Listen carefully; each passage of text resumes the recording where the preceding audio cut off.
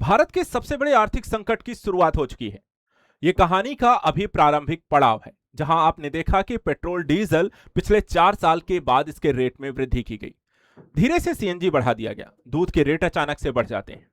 फलों और सब्जियों से लेकर के डेली बेसिस के सामानों के रेट में को अब यहाँ पे कंपनियां बढ़ाना शुरू शुरू कर चुकी हैं। साथ ही उद्योगपतियों ने चेतावनी भी जारी की, कहा कि अब यहां पर चीजें और भी खराब हो सकती हैं। सरकार ने पहले तो गोल्ड और सिल्वर के इंपोर्ट पर रेट पर यहां पर आपको हाई किया और उसके बाद चांदी को इंपोर्ट करने से ही मना कर दिया।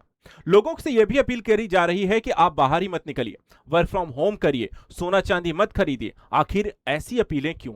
क्या भारत के पास इस समय सबसे बड़े आर्थिक संकट से लड़ने को लेकर के यहां पर आर्थिक उपायों की कमी है? क्या कोरोना के बाद भारत अपने सबसे गंभीर दौर में प्रवेश करने जा रहा है?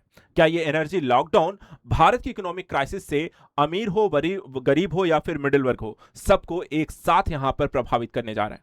डायरेक्टली कैसे, इनडायरेक्टली कैसे, समझिए बहुत ही आसान भाषा में। वीडियो को पूरा जरूर देखिए, क्योंकि ये एनर्जी क्राइसिस ही नहीं है, ये भारत का सबसे बड़ा इकोनॉमिक क्राइसिस भी है। कैसे, इसको समझिए। हाल ही में देखा जाए तो पीएम मोदी जो थे नीदरलैंड के दौरे पर जाते हैं। उससे पहले उन्होंने भारत में आपको एक यहां पे चेतावनी दी कि लोगों को यहां पर वर्क फ्रॉम होम अप्लाई करना चाहिए। लेकिन जब यहां पर विदेश दौरे पर जाते हैं तो वो कहते हैं कि पहले कोरोना, उसके बाद युद्ध और अब एनर्जी यहां पर संकट, हॉर्मुज स्ट्रेट के कारण विश्व यहां पर सीधा प्रभावित होगा। उन्होंने यह भी कहा कि यह दशक आपदा का दशक है और दशकों की इस मेहनत को एक बार फिर से यहां पर पानी फिर सकता है और बहुत सारे लोग यहां पर गरीबी रेखा से नीचे जा सकते हैं। यानी स्थिति इतनी गंभीर हो सकती है कि लोगों की जमा पूंजी पूरी तरीके से खर्च हो सकती है और वो गरीबी में यहां पर चले जाएंगे। इसी के साथ साथ अगर देखा जाए तो यहां पर उदय कोटक ने भी एक बड़ी चेतावनी जारी की है उद्योगपतियों की तरफ से और कहा कि भारत में फिर लौट सकता है वर्क फ्रॉम होम और आर्थिक संकट की बहुत ही यहां पर गंभीर स्थिति। वो ये भी कहते हैं कि ईरान संघर्ष का असर भारत की अर्थव्यवस्था पर पड़ेगा और साथ ही यहां पर वैश्विक स्तर पर इसका प्रभाव आपको वर्क फ्रॉम होम जैसी गतिविधियों पर फिर से देखने को मिल सकता है। इस कड़ी की शुरुआत में आपको बताऊं कि इन चेतावनियों का असर भी होना शुरू हो चुका है। बड़ा झटका जब दिखता है जब 4 साल बाद देश में महंगा हो जाता है पेट्रोल और डीजल के दाम। 15 मई 2025 को पूरे देश में ईरान की जो ईंधन की जो कीमतें थी वो बढ़ा दी जाती हैं। कई सारे शहरों में भी पेट्रोल डीजल के यहां पे दाम 3-3 रुपए बढ़ा दिए गए हैं और यह भी कहा गया है कि ये नए रेट लगातार आपको कई और महीने तक बढ़ाए जाएंगे। हो सकता है यह भी कहा गया है कि 15 से 16 से 20 रुपए तक आपको पेट्रोल डीजल के यहां पे दाम बढ़ जाएंगे।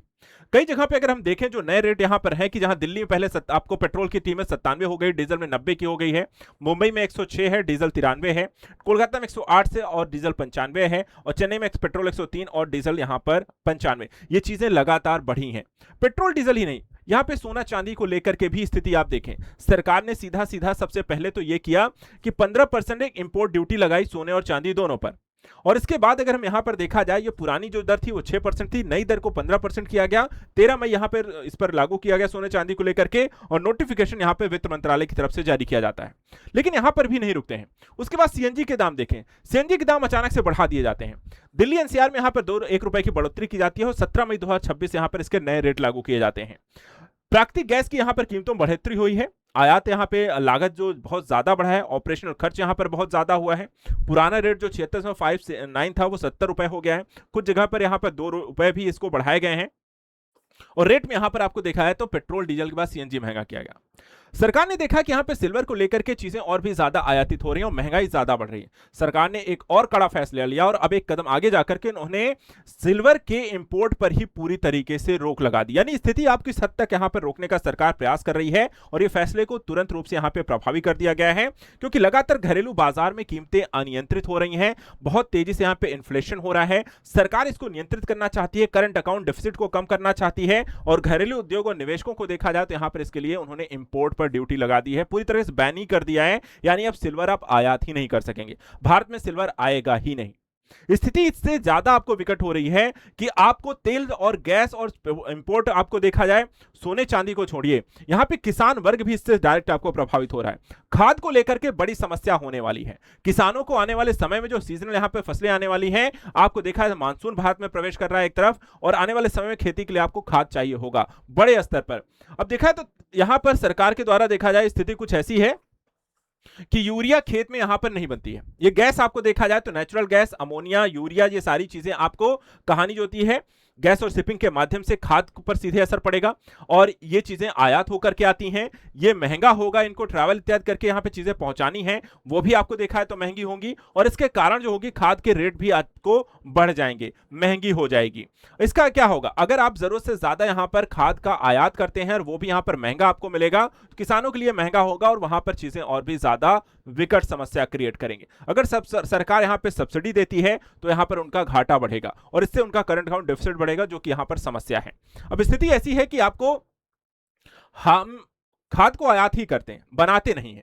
हमारी मिट्टी की अपनी यहां पर देखा जाए तो कुछ यहां पे समस्या यह है कि खुद पोषक तत्व मिट्टी नहीं बना रही है, और सोख के इन्हें इन पोषक तत्वों जो आपको खाद डाली जा रही है उसे बना के भी नहीं रखती है, वो भी साथ साथ आपको निकल जाती है। तो यहां पर आपको समस्या क्या है, इसके लिए सरकार कह रही है कि नैनो यूरिया को अपनाइए, जैविक खेती को अपनाइए, और साथ ही यहां पे बायोचार मिट्टी न्यूट्रिएंट बैंक को बनाइए, जिससे आपको नाइट्रोजन पोषक तत्वों की पूर्ति हो सके, कम बर्बादी हो, बेहतर उपयोग, लंबे समय तक आपकी उर्वरता को बनाए रखा जा सके। अन्यथा स्थिति यहां पर आपको बहुत ही ज्यादा विकट होने जा रही है। यानी कि एक तरीके से आप देखें तो ये सिर्फ अभी सरकार के प्रभावी जो उपाय हैं ये आपको स्टार्ट हुए हैं, बैन लगने शुरू हो चुके हैं, आयात में कमी लाई जा रही है, टैक्स रेटेड बढ़ाए जा रहे हैं, पेट्रोल डीजल महंगा होगा, और ये सारी चीजें आपको डेली बेसिस की चीजों पर इसका असर पड़ेगा। महंगा हर एक वस्तु होगा, आम आदमी की जेब ढीली होगी, और स्थिति कुछ ऐसी आ जाएगी कि आपका जो जेब खर्च है, जो आपकी वेतन है, जो सैलरीड है, वो इस महंगाई को कंट्रोल करने में ही खर्च हो जाएगी। स्थिति डेली बेसिस की चीजों को पूरी करने में ही खर्च हो जाएगी। इसलिए सावधान रहिए, नियंत्रित रूप से जो पीएम मोदी की अपील है कि नियंत्रित रहिए, घर पे रहिए, चीजों को जितना हो सके कम सोना चांदी पर इन्वेस्ट करिए और जरूरत की चीजों पे खर्च करिए, और यहां पर कंट्रोल से जीवन को जीने की कोशिश करिए। यही यहां पर अभी फिलहाल करना है, क्योंकि राष्ट्र निर्माण के लिए जरूरी है, अन्यथा आपकी स्थिति और भी ज्यादा खराब है। लगातार नई अपडेट्स पर नजर बना के रखिए, क्योंकि चीजें कब क्या बदलाव होने जा रहे हैं ये इसको लेकर के हम आपको अपडेट करते रहेंगे। फिलहाल आज के लिए इतना ही। Thank you so much and good luck. आपका क्या कहना है, क्या भारत अपने सबसे बड़े आर्थिक संकट में है या नहीं, या जो रेट यहां पे बढ़ाए जा रहे हैं उसको लेकर के आपका क्या कहना है, हमें कमेंट करके जरूर बताएं। Thank you so much and good luck.